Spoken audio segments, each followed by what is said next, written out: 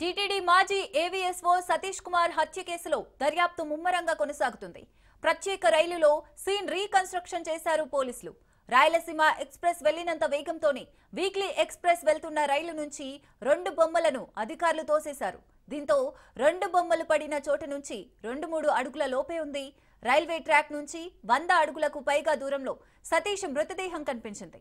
Scene reconstruction తో సతీష్ కుమార్ హత్యపై పోలీసులకు clarity వచ్చే అవకాశం ఉంది.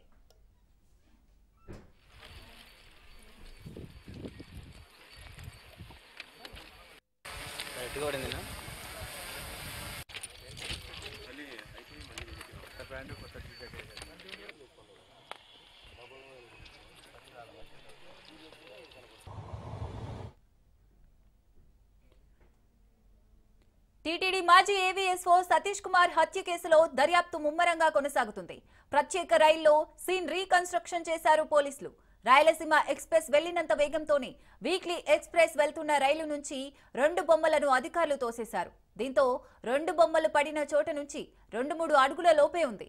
రైల్వే ట్రాక్ నుంచి 100 అడుగులకు పైగా దూరంలో సతీష్ మృతదేహం కనిపించింది. సీన్ రీకన్స్ట్రక్షన్ తో సతీష్ కుమార్ హత్యపై పోలీసులకు క్లారిటీ వచ్చే అవకాశం ఉంది. రైట్, ఇక దీనికి సంబంధించి మరిన్ని డీటెయిల్స్ మా ప్రతినిధి జీవన్ అందిస్తారు. Jeevan. Thank you Srisagar. TTD పరకామణి చోరీ కేసులో కీలక పరిణామం ఎదురైందని చెప్పొచ్చు. సతీష్ ఎవరైతే మాజీ ఏవీఎస్ఓ సతీష్ కుమార్ ఉన్నారో ఆయన హత్య జరగడం అనేది ఒక పెద్ద సంచలనంగా రాష్ట్ర వ్యాప్తంగా సంచలనము అయినటువంటి విషయం మనకు తెలిసింది. ఈ ఘటనకు సంబంధించి సిఐడి అధికారులు విచారణ వేగవంతం చేస్తున్నారని చెప్పొచ్చు. నిన్నటి రోజున సిఐడి అధికారులు కూడా అనంతపురం చేరుకోవడం జరిగింది. ఈ నేపథ్యంలోనే ఈ యొక్క శవ పరీక్ష సతీష్ కుమార్ కు శవ పరీక్ష చేసినటువంటి అధికారులను కూడా వారు విచారించారు. ఈ శవ పరీక్షలో ఎలాంటి పోస్ట్ మార్టం రిపోర్ట్ లో వచ్చిన వివరాల ఆధారంగా వారిని అక్కడ శవ పరీక్ష చేసిన డాక్టర్స్ ని విచారించారు.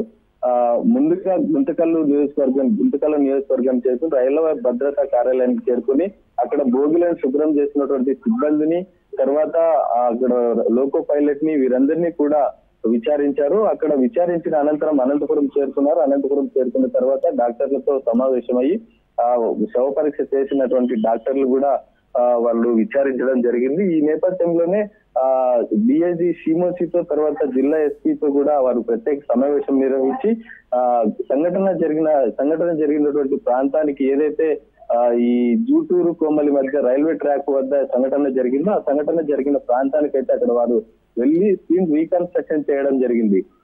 అంటే రైల్లో వెళ్తున్నప్పుడు ఎంత వేగంతో మృతదేహం పడితే ఎంత దూరం వెళ్తుంది అనే విషయాన్ని వారు క్షుణ్ణంగా పరిశీలించేందుకు మరోసారి సీన్ రీకన్స్ట్రక్షన్ చేయండి. ఎవరైతే డిఐజీ సిమోసి తర్వాత జిల్లా ఎస్పీ ఆధ్వర్యంలో ఈ యొక్క ఒక రబ్బర్ బొమ్మను తీసుకొని సీన్ రీకన్స్ట్రక్షన్ చేసి రైల్లో నుంచి తోసివేయడంతో ఎంత దూరం పడింది అనే విషయాన్ని కూడా క్షుణ్ణంగా పరిశీలించడం జరిగింది. ఈ కోమలి గ్రామ సమీపంలోనే రైల్వే ట్రాక్ వద్ద ఘటనకు సంబంధించినటువంటి రబ్బర్ బొమ్మతో సీన్ మొత్తం కూడా రీకన్స్ట్రక్షన్ చేయడం జరిగింది. ఈ సీన్ రీకన్స్ట్రక్షన్ అనంతరం కూడా మాజీ ఏవీఎస్ఓది వారు హత్యగా నిర్ధారిస్తూ ముందు అయితే ఈ యొక్క కేసును వాళ్ళు అనుమానాస్పద మృతిగా రైల్వే జీఆర్పీ పోలీస్ స్టేషన్ కేసుగా నమోదు చేసినటువంటి నేపథ్యంలో మరోసారి సీన్ రీకన్స్ట్రక్షన్ చేసిన అనంతరం కూడా తాడిపత్రి పోలీస్ కి కేసు బదిలీ చేశారు. సీన్ రీకన్స్ట్రక్షన్ చేసిన అనంతరం ఇది హత్యగా నిర్ధారిస్తూ కేసు అయితే నమోదు చేయడం జరిగింది. ఈ నేపథ్యంలోనే ఈ రైల్వే బోగులు శుభ్రం చేసిన స్టాఫ్ ను కూడా విచారించడం అయితే జరిగింది. ఈ నేపథ్యంలో ఈ సతీష్ కుమార్ ను ఎందుకు హత్య చేశారు, ఎందుకు హత్య చేయవలసి వచ్చింది అనే వివరాలను పూర్తిగా విచారణ చేసే అవకాశం అయితే ఉంది. హత్యకు గల కారణాలు ఏమిటి, ఇందులో ఎవరి పాత్ర ఏమిటి, సంఘటన జరిగిన టైంలో మొబైల్ ఫోన్ ఎక్కడ ఉంది, ఆ మొబైల్ ఫోన్ బాడీ అంత దూరం పడినప్పుడు కూడా మొబైల్ ఫోన్ దగ్గరే ఎలా ఉంది, బెర్త్ బుక్ చేసుకున్నప్పటికీ ఎందుకు సీట్ లో కూర్చోలేదు, ఎందుకు లేచి వెళ్ళాడు అనే విషయాలు కూడా దాదాపు 30 నిమిషాల పాటు సీన్ రీకన్స్ట్రక్షన్ లో జిల్లా ఎస్పీ జగదీష్ తో పాటు డిఐజీ కూడా విచారించారు. ఈ సంఘటన స్థలాన్ని మొత్తం కూడా పరిశీలించి మొత్తం విషయాన్ని కూడా హైకోర్టులో సమర్పించినట్టు తెలుస్తోంది. హైకోర్టు ఆదేశాల అనంతరం తదుపరి విచారణలో ఎవరి పాత్ర ఏమిటి, నిందితులు ఎవరు ఏమిటి అనే దానిపై కూడా పూర్తిగా విచారించి చర్యలు తీసుకునే అవకాశం ఉంది. సాగర్. Right, thank you Jeevan.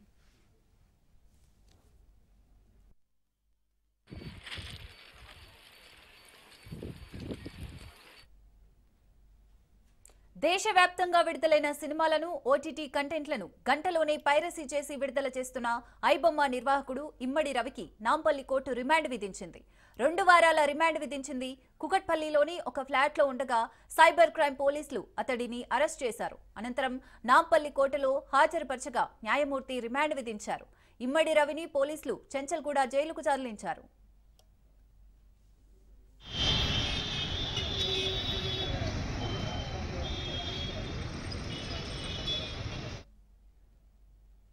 ఇమ్మడి రవి నిన్ననే ఫ్రాన్స్ నుంచి హైదరాబాద్ వచ్చాడు. కుకట్పల్లిలోని రెయిన్ విస్టా ఫ్లాట్ లో ఉండగా పోలీసులు అదుపులోకి తీసుకున్నారు. అతను కరేబియన్ దీవుల్లో ఉంటూ ఐబొమ్మ నిర్వహిస్తున్నాడు. అతడి స్వస్థలం విశాఖపట్నం. అతడి ఫ్లాట్ నుంచి పెద్ద మొత్తంలో హార్డ్ డిస్కులు, కంప్యూటర్లు, సినిమాలకు సంబంధించిన హెచ్డి ప్రింట్లను పోలీసులు స్వాధీనం చేసుకున్నారు. అప్లోడ్ చేయడానికి సిద్ధంగా ఉన్న కొన్ని సినిమాల కంటెంట్ ను కూడా హోల్డ్ చేశారు.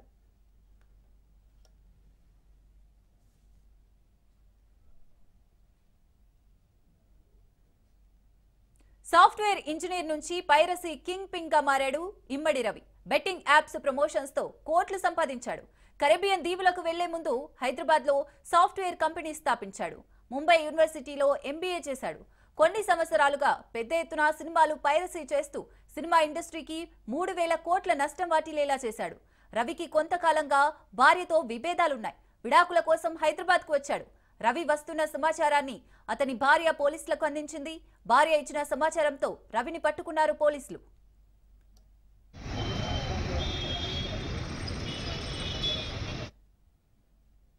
రైట్, ఇక ఇదే అంశానికి సంబంధించి మరిన్ని డీటెయిల్స్ మా ప్రతినిధి రత్నకుమార్ అందిస్తారు. రత్నకుమార్, ఐబొమ్మ వెబ్సైట్ ద్వారా సినిమాలను పైరసీ చేస్తున్న పైరసీ తిమింగలం ఇమ్మడి రవిని ఎటకేలకు సైబర్ క్రైమ్ పోలీసులు అదుపులోకి తీసుకొని అరెస్ట్ చేశారు.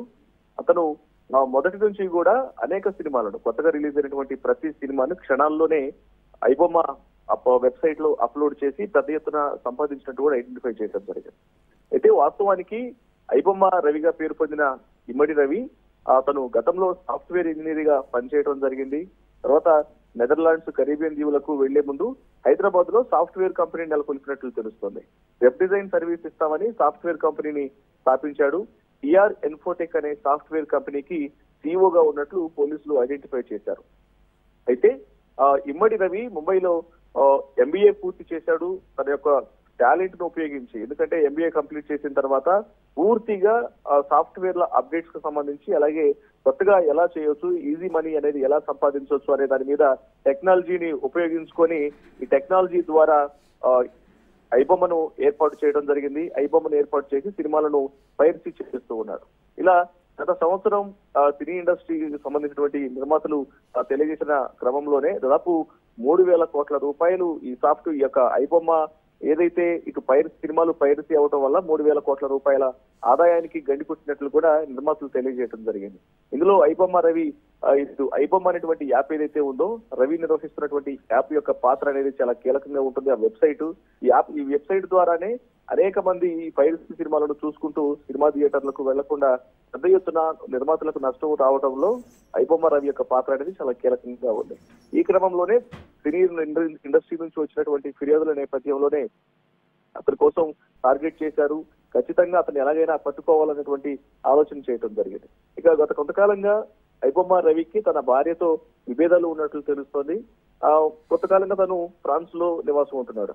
అయితే భార్యతో విడాకుల కోసం హైదరాబాద్ వస్తున్నటువంటి సందర్భంలోనే ఐబొమ్మ రవి యొక్క భార్య ద్వారా ఇన్ఫర్మేషన్ తెలుసుకున్న సైబర్ క్రైమ్ పోలీసులు అతని కోసం కాపు కాయటం జరిగింది. ఆ రకంగా హైదరాబాద్ లో అడుగు పెట్టిన వెంటనే సైబర్ క్రైమ్ పోలీసులు ఐబొమ్మ రవిని అదుపులోకి తీసుకొని అరెస్ట్ చేశారు. అయితే ఈ ఇన్ఫర్మేషన్ మొత్తాన్ని కూడా సైబర్ క్రైమ్ పోలీసులకు విడాకులు తీసుకోవాలనుకున్నటువంటి ఇమ్మడి రవి భార్యనే స్వయంగా అందజేసినట్లు సమాచారం కూడా అందుతోంది.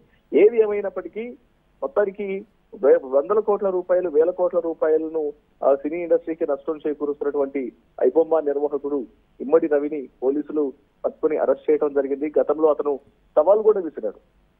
మీరు ప్రతి సినిమాను కూడా కాపీ చేస్తాను, ప్రతి సినిమాను కూడా పైరసీ చేస్తాను, టికెట్ల రేట్లు అనేవి పెంచుతూ ఉన్నారు కాబట్టి మేము ఖచ్చితంగా ఇలాగే చేస్తాము, దమ్ముంటే పట్టుకోండి అన్నట్టు కామెంట్స్ కూడా సంచలనంగా మారిన నేపథ్యంలో అతను ఎలాగైనా పట్టుకోవాలని గతంలో కొంతమంది ఇతర వెబ్సైట్ల నిర్వాహకులను కూడా పట్టుకొని అరెస్ట్ చేయడం జరిగింది. తమిళ్ డ్రాక్స్ అని, మూవీ రూల్స్, ఇలా వేరు వెబ్సైట్లను నిర్వహిస్తున్నటువంటి కొంతమంది కేటుగాళ్లను పట్టుకొని అరెస్ట్ చేసిన తర్వాత ఐబొమ్మ నిర్వాహకుడు ఇమ్మడి రవి కోసం పోలీసులు ఫోకస్ చేయడం జరిగింది. అతను విదేశాల్లో ఉండి సాఫ్ట్ మొత్తం ఐబొమ్మను ఆపరేట్ చేస్తున్నట్లు కూడా ఐడెంటిఫై చేశారు.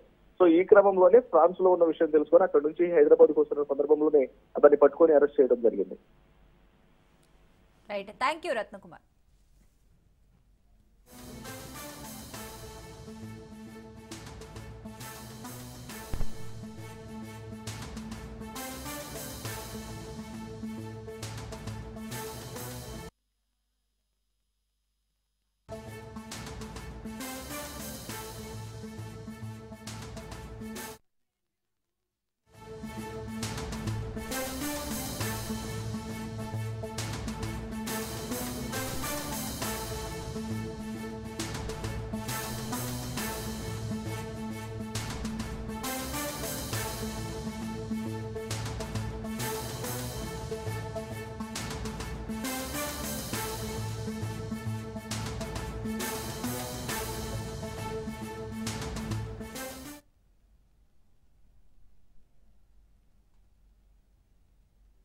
జనగామ జిల్లాలో రోడ్డు ప్రమాదం జరిగింది. రఘునాథపల్లి మండలం నిడిగొండ దగ్గర ఆగి ఉన్న లారీని ఆర్టీసీ బస్సు ఢీకొట్టింది. ప్రమాదంలో 2 మృతి చెందగా 6గురికి తీవ్ర గాయాలయ్యాయి. హనుమకొండ నుంచి హైదరాబాద్ వెళ్తుండగా ప్రమాదం జరిగింది. గాయపడిన వారిని ఆసుపత్రికి తరలించారు.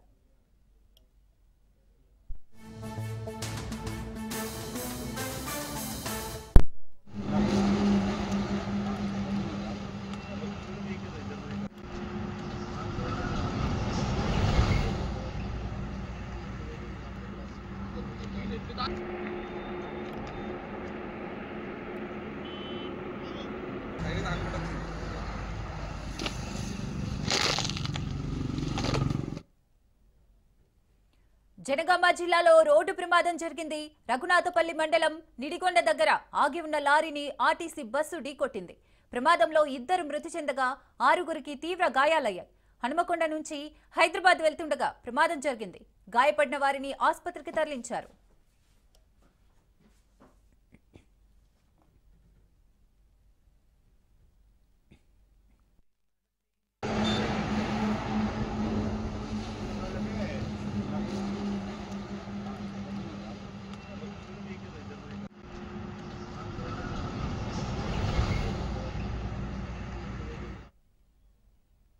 పార్టీ ఫిరాయింపు ఆరోపణలు ఎదుర్కొంటున్న ఎమ్మెల్యేల అనర్హత పిటిషన్లపై విచారణ జరుగుతోంది. నేడు మరో 2 ఫిరాయింపు ఎమ్మెల్యేల విచారణ జరగనుంది. ఉదయం 11 గంటలకు పోచారం శ్రీనివాసరెడ్డి, మధ్యాహ్నం 12 గంటలకు అరికపుడి గాంధీని విచారించనున్నారు స్పీకర్ గడ్డం ప్రసాద్. ఇప్పటికే 8 మంది ఎమ్మెల్యేల క్రాస్ ఎగ్జామినేషన్ పూర్తయింది. ఇప్పటికీ కడియం శ్రీహరి, దానం నాగేందర్ అఫిడవిట్లు దాఖలు చేయలేదు.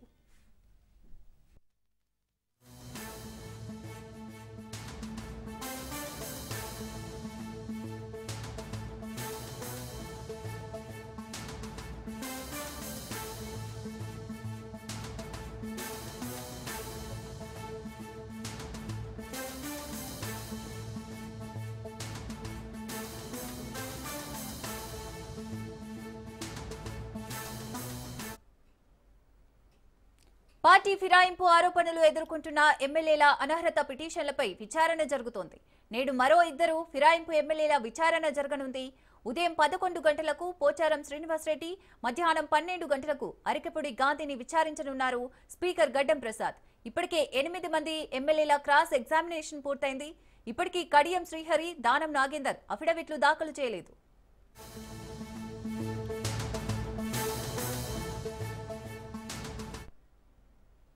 తెలంగాణ కాంగ్రెస్ నాయకులకు ఏఐసీసీ అగ్రనేత రాహుల్ గాంధీ అభినందనలు తెలిపారు. ఢిల్లీలో రేవంత్ రెడ్డి, డిప్యూటీ సీఎం బట్టి విక్రమార్క, పీసీసీ చీఫ్ మహేష్ గౌడ్, జూబ్లీహిల్స్ నూతన ఎమ్మెల్యే నవీన్ యాదవ్ హస్తినలో రాహుల్ గాంధీని కలిశారు.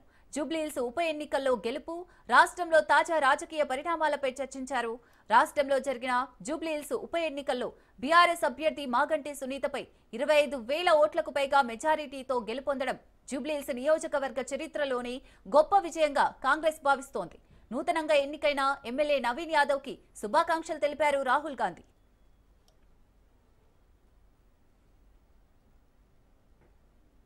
బీఆర్ఎస్ కార్యకర్తలపై కాంగ్రెస్ గూండాయిజం చేస్తుందని మాజీ మంత్రి కేటీఆర్ ఆరోపించారు. హైదరాబాద్ రహమత్ నగర్ లోని బీఆర్ఎస్ కార్యకర్త రాకేష్ ను ఆయన పరామర్శించారు. తమ పార్టీ కార్యకర్తపై దాడి దారుణమని, దీనిని తీవ్రంగా ఖండిస్తున్నామని తెలిపారు. జూబ్లీహిల్స్ ఎన్నికల ఫలితాలు వచ్చి 24 గంటలు గడవక ముందే కాంగ్రెస్ గూండాయిజానికి పాల్పడుతుందని విమర్శించారు. తాము 10 ఏళ్లు అధికారంలో ఉన్నామని, చాలా ఉప ఎన్నికల్లో గెలిచామని, కానీ ఇలా దాడులు చేయలేదని కేటీఆర్ తెలిపారు.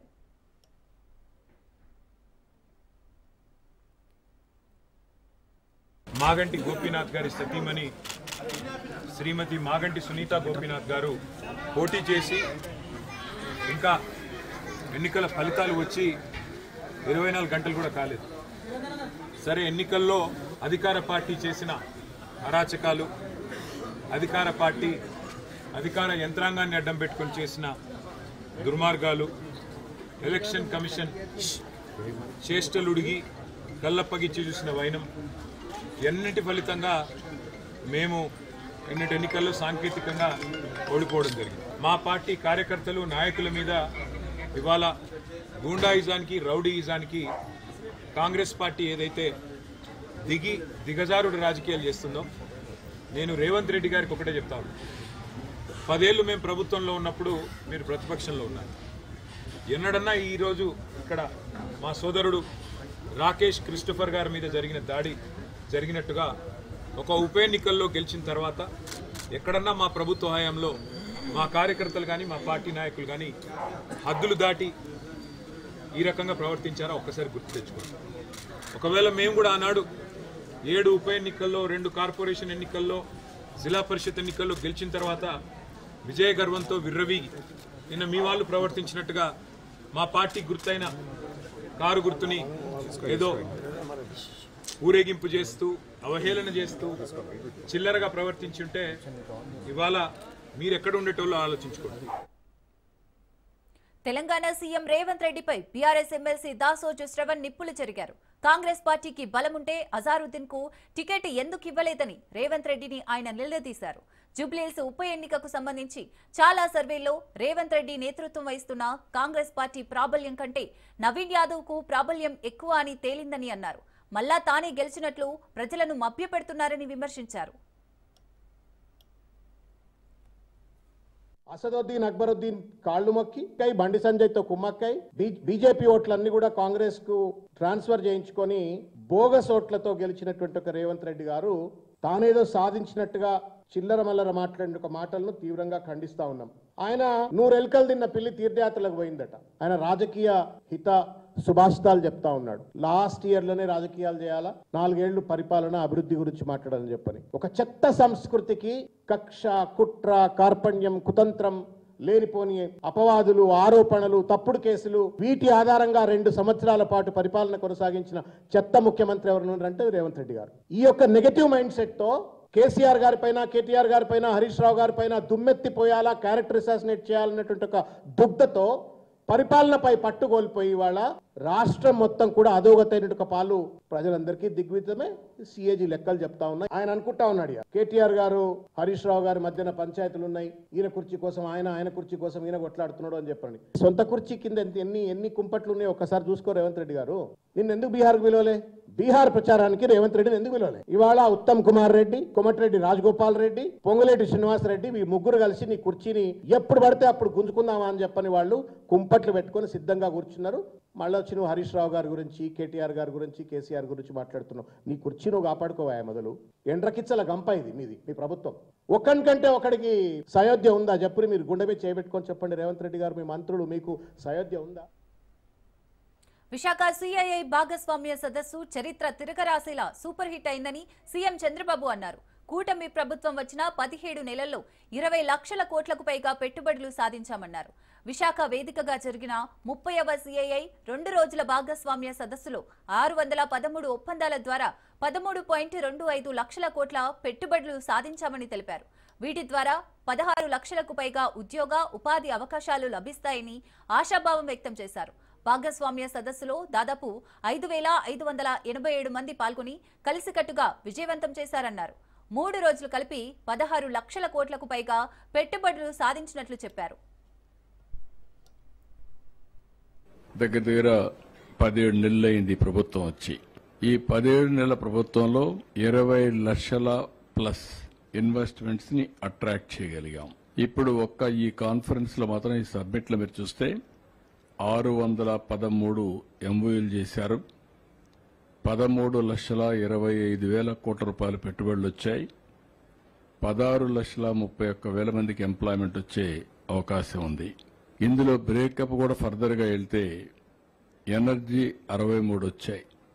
5,33,350 కోట్లు వచ్చాయి. 2,66,772 మందికి ఉద్యోగాలు వస్తాయి. ఇండస్ట్రీస్ 193 వచ్చాయి. 2,80,384 కోట్ల రూపాయల పెట్టుబడులు వచ్చాయి. 5,19,083 మందికి ఉద్యోగాలు వస్తాయి. ఇన్ఫ్రాస్ట్రక్చర్ 38 ప్రాజెక్టులు వచ్చాయి. 2,01,758 కోట్లు పెట్టుబడులు పెట్టారు. 3,06,649 మందికి ఉద్యోగాలు వస్తాయి. అదే మరిగా ఐటీ అండ్ ఈఎన్సీ 107 వచ్చాయి. 1,59,407 కోట్లు ఇన్వెస్ట్మెంట్ వస్తుంది. 2,96,315 మందికి ఉద్యోగాలు వస్తాయి. ఏపీసీఆర్డీఏ 41 ఎంఓయూలు చేశారు. 48,711 కోట్లకు ఇన్వెస్ట్మెంట్ వస్తుంది. 41,605 మందికి ఉద్యోగాలు వస్తాయి. టూరిజం 112 చేశారు.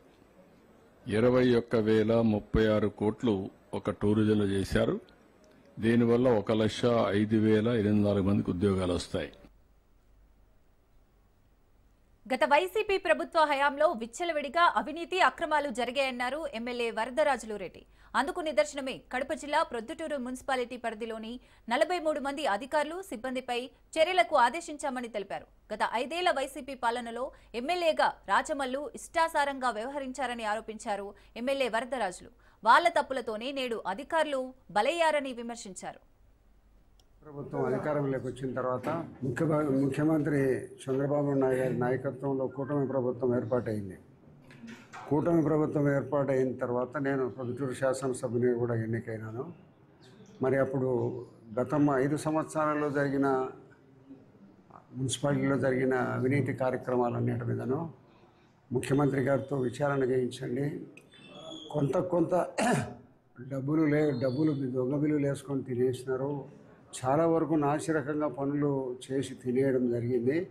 అవసరం లేని పనులు కూడా ఎన్నో రికార్డులు చేసి మున్సిపల్ కౌన్సిల్ అందు ఆమోదం చేసి పనులు చేయడం జరిగింది అని అన్ని రకాల పనుల మీద విచారణ చేయమని చెప్పి ఒక రిప్రజెంటేషన్ ఇచ్చినారు. ఆ రిప్రజెంటేషన్ మీద ఉన్నతాధికారులందరూ వచ్చి విచారణ చేయడం జరిగింది. మన అనంతపురం ఆర్డీ గారు కానీ మన బయట నుంచి కొంతమంది ఎగ్జిక్యూటివ్ ఇంజనీర్లు వాళ్ళందరికీ వచ్చి ఈ విచారణ చేసిన తర్వాత దీంట్లో తప్పులు జరిగినాయని ఉన్నతాధికారులకు నివేదించడం జరిగింది. అనంతపురం జిల్లా హిందూపురంలో ఉద్రిక్తత నెలకొంది. ఎమ్మెల్యే బాలకృష్ణపై వైసీపీ ఇన్ఛార్జి దీపిక భర్త వేణురెడ్డి అనుచిత వ్యాఖ్యలు చేసిన సందర్భంగా వైసీపీ ఆఫీస్పై టీడీపీ కార్యకర్తలు దాడికి పాల్పడ్డారు. దీంతో ఆఫీస్ ఫర్నిచర్, వైఎస్ఆర్ విగ్రహం ధ్వంసమయ్యాయి.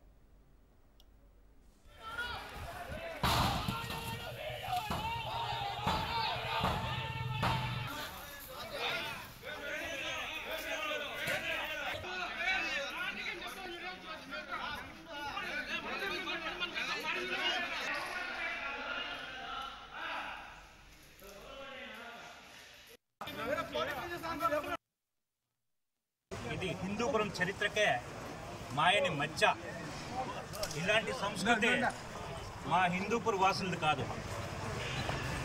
ఇప్పుడు చెప్తున్నా, మీరు ఎక్కడి నుంచినో వచ్చి లేనిపోని సమస్యలు సృష్టించే మా హిందూపుర ప్రజల శాంతియుతాన్ని, హిందూపుర ప్రజల మనోభావాల్ని దెబ్బతీసే ఈరోజు చేసినటువంటి మీ చర్య పిరికి పంద చర్య అని చెప్పేసి నేను ఈ సందర్భంగా తెలియజేస్తున్నాను. మొన్న జరిగినటువంటి medical college program highest program జరిగితే దాదాపు 5 నుంచి 7,000 మంది పాల్గొని శాంతియుతంగా మేము మెడికల్ కాలేజ్ ప్రైవేటీకరణ పైన ధర్నా చేసినప్పుడు, ర్యాలీ చేసినప్పుడు అది విజయవంతమైంది. ఆ విజయవంతాన్ని ఓర్చుకోకుండా, ఆ ఓర్చుకోలేని తనంతోనే ఈరోజు స్వయాన బాలకృష్ణ ఎమ్మెల్యే హిందూపురానికి అడుగుపెట్టి అతను ఎక్కడో కొడికొండ రిసార్ట్లో కూర్చొని అక్కడి నుంచి వాళ్ళ మనుషుల్ని రెచ్చగొట్టి ఈరోజు వైసీపీ కార్యాలయం పైన దాడి చేశారు. ఈరోజు మా కార్యాలయం పైన దాడి చేయించవచ్చు. మీరు బాలకృష్ణ గారు ఒకటే చెప్తున్నా, చేతనైతే రాజకీయం చేయండి, ఇలాంటి రాజకీయాలు మాత్రం చేయొద్దండి. మిమ్మల్ని 3 సార్లు హిందూపుర ప్రజలు గెలిపించింది ఇందుకోసం కాదు. మా పార్టీ మేమంతా సమన్వయంతో ఉంటాం. మా జగన్మోహన్ రెడ్డి మాకు డిసిప్లిన్ నేర్పించినారు. ఆయన అడుగుజాడ